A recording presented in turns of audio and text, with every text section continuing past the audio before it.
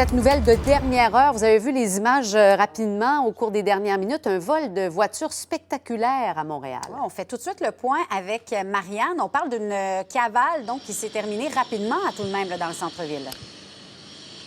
Et c'est vraiment une histoire rocambolesque. On est en direct sur place, Saint-Urbain, Sainte-Catherine, mais tout ça commence à l'angle de Ontario et Saint-Urbain, alors qu'il y a un événement, là, en anglais on appelle ça du carjacking, c'est-à-dire qu'un individu d'une trentaine d'années aurait donc enlevé de son véhicule, finalement, un conducteur, un automobiliste qui était arrêté et utilise sa force. Et on parle d'un vol qualifié, là, vraiment une force physique qui a été utilisée, a tabassé finalement l'automobiliste qui est sorti de son véhicule, il prend sa place et descend. Donc, Saint-Urbain passe, ironiquement, vous me direz, devant le quartier général du SPVM à tout à l'heure pour finir finalement sa course. Et vous voyez le véhicule, là.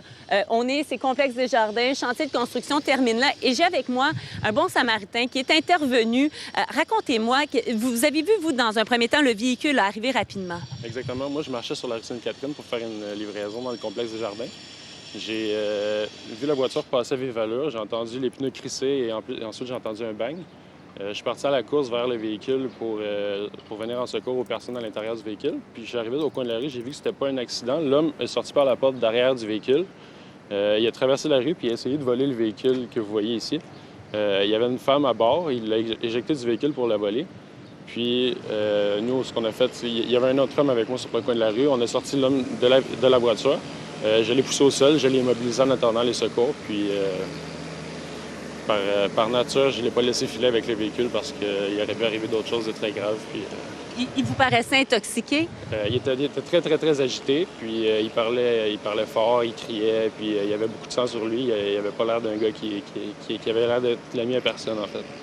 Wow, mais vous avez fait preuve de sang-froid parce qu'il aurait pu être armé, il aurait pu y avoir des conséquences quand même. Exactement, sauf que les réflexes sont faits que sur le coup, je me suis pas posé de questions. Moi, je me suis juste dit qu'il y avait d'autres mondes qui auraient pu être en danger puis qui auraient pu être blessés dans l'histoire. Donc, ça a juste été naturel, puis ça s'est fait tout seul. C'est tout à votre honneur. Merci. Merci beaucoup, donc, Francis, qui est intervenu. Parce que, vous voyez, il y a un deuxième véhicule. Imaginez-vous, c'est un peu comme un jeu vidéo, finalement, là.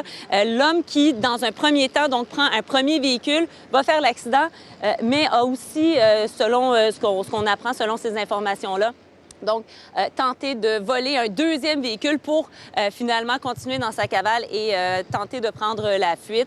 Maintenant, il est entre les mains des policiers. On nous dit qu'il a été blessé légèrement, mais on comprend qu'il devrait faire face bien prochainement à des accusations importantes, mais histoire assez rocambolesque. Ici, donc, on est Saint-Urbain, Sainte-Catherine, et je vous le dirais que c'est un secteur à éviter. On sait que c'est un secteur qui est assez névralgique. Centre-ville, heureusement, bon, c'est en plein été, mais n'en demeure pas moins qu'on est au centre-ville. Donc, secteur à éviter encore pour quelques heures, une enquête qui est en cours. Quel calme hein, de ce bon Samaritain aussi, Marianne. Oui. Vraiment impressionnant. Tout à fait. Merci.